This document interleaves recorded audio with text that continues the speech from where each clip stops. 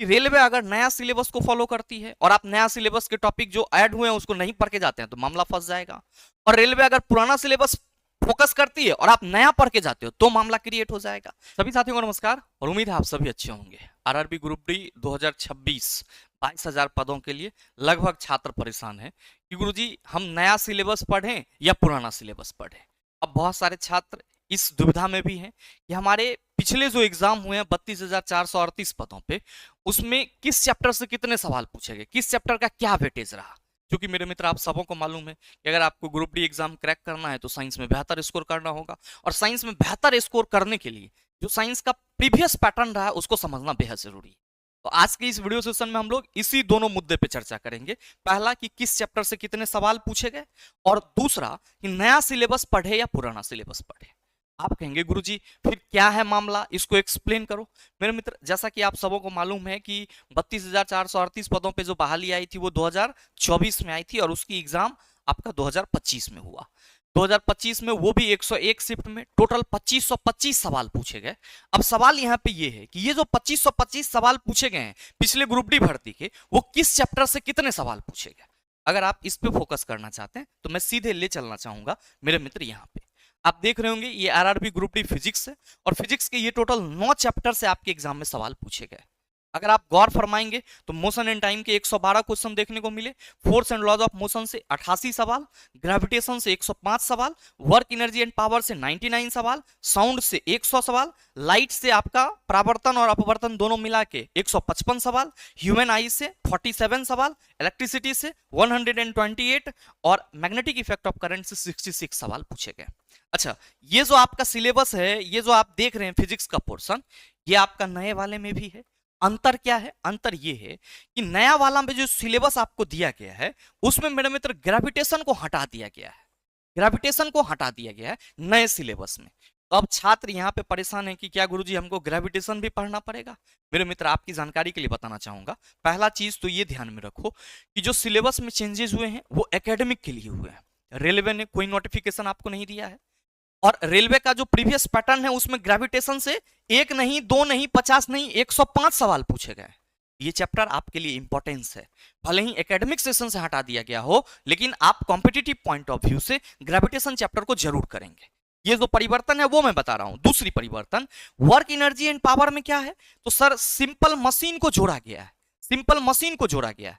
तो मेरे मित्र ये नया टॉपिक आपको वर्क एनर्जी एंड पावर में पढ़ना होगा। हो सकता है कि सर जब रेलवे ग्रुप डी 22,000 पदों के लिए क्वेश्चन पेपर बन रहा हो तो नए एनसीईआरटी के अनुसार सिंपल मशीन के क्वेश्चंस ऐड कर दिए जाए, तो वहां पे आपको परेशानी आ जाएगी। तो मेरे मित्र जो टॉपिक ऐड हुए हैं वो तो आपको करना ही करना है। साथ ही जहां से भी जिस चैप्टर से भी सवाल पूछे गए उस चैप्टर को तो सर एनी हाउ करना है, ये बात ध्यान में रखना। दूसरी बात, अगर हम बात करें सर केमिस्ट्री की, तो केमिस्ट्री में आप सबों को मालूम है कि नए सिलेबस में जो मैटर इन आवर सराउंडिंग है चैप्टर, उसको हटा दिया गया है। लेकिन आप गौर से देखो चिला, आपके पिछले ग्रुप डी भर्ती में मैटर से 89 सवाल पूछे गए हैं। अब 101 शिफ्ट में आपका पेपर हुआ है और 89 क्वेश्चन मैटर से पूछे गए हैं, तो एक शिफ्ट ऑन एन एवरेज हम चल सकते हैं। तो मेरे मित्र ये भले ही एकेडमिक से हटा दिया गया हो, लेकिन आपके लिए सर बहुत ही इंपॉर्टेंट है, ये बात ध्यान में रखिएगा। अब दूसरी बात अगर हम करें is matter around us pure से, तो जो नई वाली एनसीईआरटी है क्लास 9th की, चूंकि ये जो आपका 4 चैप्टर है ये क्लास 9th का पोर्शन है, तो जो नई वाली एनसीईआरटी है उसमें is matter around us pure में से केवल एलिमेंट्स और कंपाउंड के जो बेसिक नॉलेज थे, एलिमेंट की परिभाषा क्या होती है, आपका जो मेटल नॉन मेटल है इसमें अंतर क्या होता है, इन सब चीजों को हटा दिया गया है। पढ़ने के लिए नए सिलेबस में आपको मिक्सर सॉल्यूशन और सेपरेशन ऑफ मिक्सर दिया गया है, तो आपको तो ये चैप्टर करना ही पड़ेगा। Atoms and molecules, atomic structure अभी भी है, आप इसको करेंगे और वेटेज देख रहे हैं। बात करें अगर हम क्लास 10th के पोर्शन की, तो आप देख पा रहे होंगे acid base and salt, chemical reaction, metal and non metal, carbon and compound, इन चारों चैप्टर से 100 से तो कम सवाल पूछे ही नहीं गए, आपके सामने है। तो मेरे मित्र ये चारों चैप्टर आपके लिए इंपॉर्टेंट रखता है। आप अगर प्रत्येक शिफ्ट वाइज भी चलोगे तो एक एक क्वेश्चन तो आना लाजमी ही है। तो ये जो आपका 4 चैप्टर है ये बहुत इंपॉर्टेंट है, ये बात ध्यान में रखिएगा। अब अगर हम अगला बात करें बायोलॉजी की, तो बायोलॉजी में मेरे मित्र सेल से 107 सवाल देखने को मिले हैं, टिश्यू 103 सवाल, life process 60, control and coordination 67, reproduction high weightage रहा 247 सवाल पूछे गए, जेनेटिक्स से 45 सवाल पूछे गए। अब यहाँ पे ध्यान देने वाली बात ये है कि ये जो हमारा लाइफ प्रोसेस का पोर्शन है, जिसमें आपको डाइजेशन पढ़ना होता है, न्यूट्रिशन पढ़ना होता है, ट्रांसपोर्टेशन पढ़ना होता है, इन सभी चीजों से केवल और केवल 60 सवाल पूछे गए, जबकि रिप्रोडक्शन से आपका 247 सवाल पूछा गया। तो मेरे मित्र, आपकी जानकारी के लिए ये बताना चाहूंगा कि जो बायोलॉजी के नए वाले सिलेबस में है क्लास 9th में, तो सेल टिश्यू है ही, इसमें बायोडाइवर्सिटी ऐड कर दिया गया है। तो अब आपको बायोडाइवर्सिटी भी पढ़ना होगा।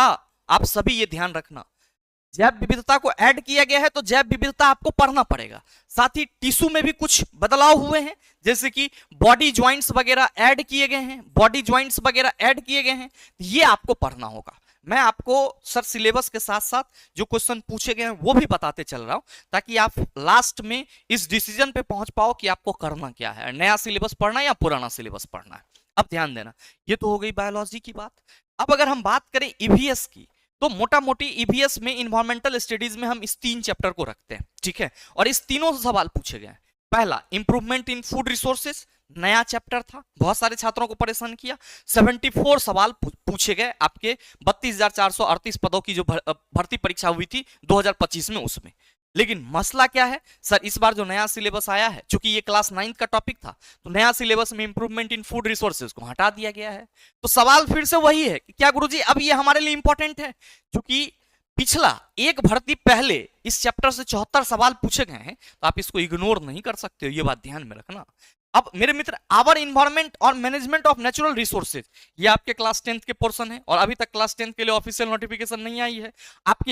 आपके एग्जाम में इससे सवाल पूछे गए हैं, तो आपको तो इसको करना ही पड़ेगा। ध्यान देना, आवर इन्वायरमेंट से 41 सवाल पूछे गए और मैनेजमेंट ऑफ नेचुरल रिसोर्सेज से 33 सवाल पूछे गए।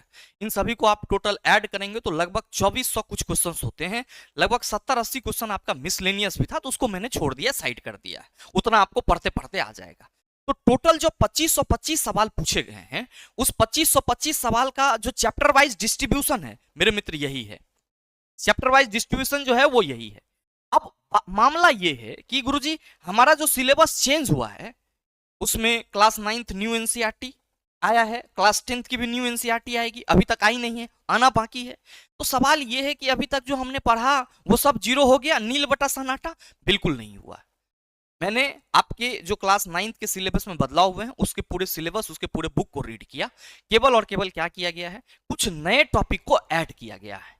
और मैं आपको ईमानदारी से यही कहना चाहूंगा कि ये जितने चैप्टर मैंने आपको बताए हैं, ये चैप्टर तो आप करेंगे ही करेंगे, इन सभी चैप्टर्स को आप करेंगे ही करेंगे, साथ ही जो नए सिलेबस में टॉपिक ऐड हुए हैं उसको भी आपको करना होगा।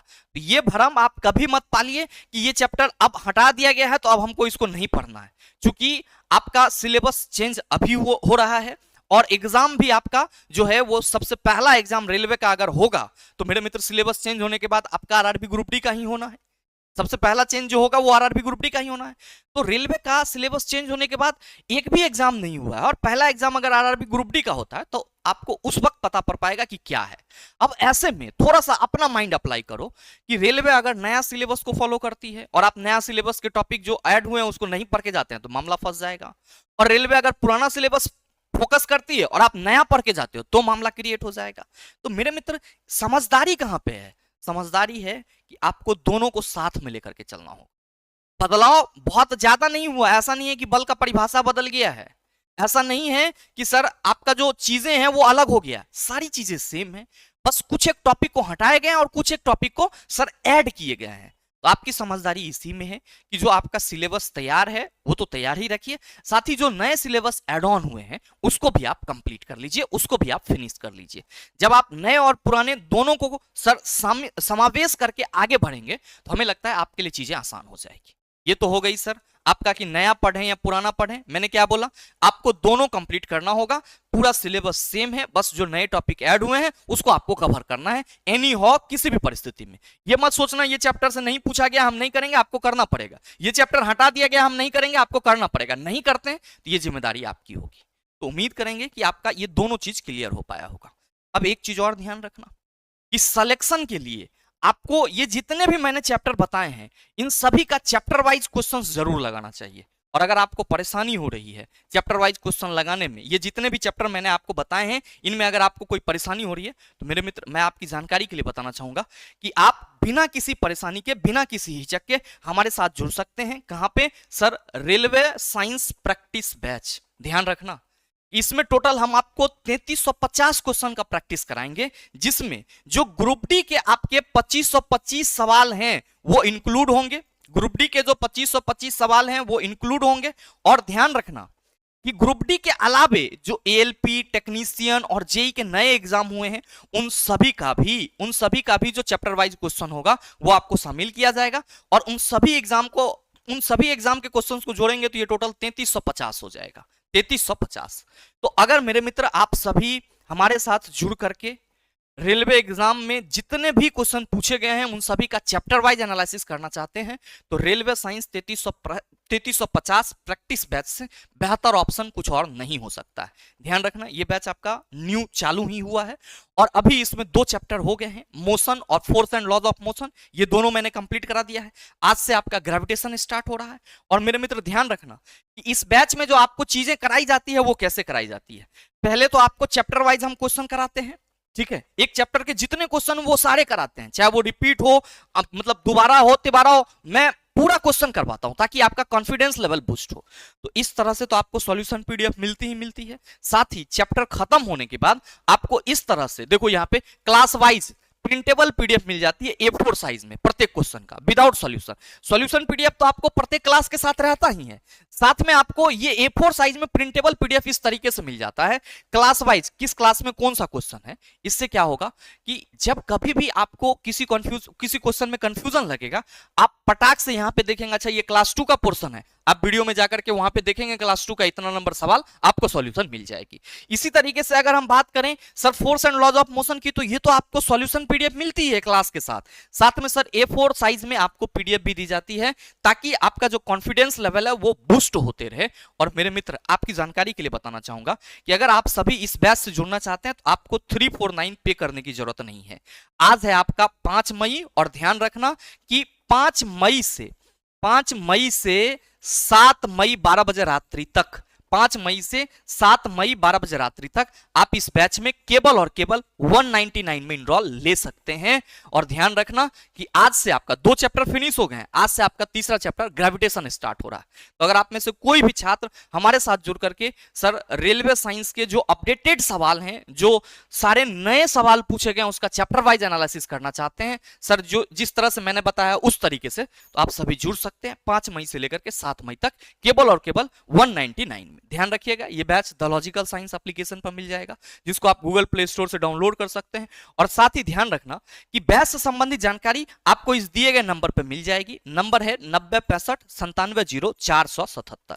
अब मेरे मित्र आप में से अगर कोई वैसे छात्र होंगे जो ये सोच रहे होंगे कि गुरुजी आप प्रैक्टिस करा दोगे, थ्योरी हमारा कवर ही नहीं है, मेरे भाई आपकी जानकारी के लिए बताना चाहूंगा कि अगर आप थ्योरी विद प्रैक्टिस चाहते हैं आप मिशन सिलेक्शन में जुड़ सकते हैं। क्यों जुड़े सर आपके साथ मिशन सिलेक्शन में? इसलिए आपको जुड़ना पड़ेगा कि यहां हम आपको एनसीईआरटी के क्लास 9th और 10th के अपडेटेड सिलेबस कराएंगे, साइंस फाउंडेशन के अलग से लेक्चर मिलेंगे, ठीक है। केवल याद रखना, केवल एनसीईआरटी पढ़ने से जो आप यहां पे क्वेश्चन देख रहे हो ये सॉल्व नहीं हो जाएगा, आपको एनसीईआरटी के अलावा भी चीजें करनी पड़ेगी।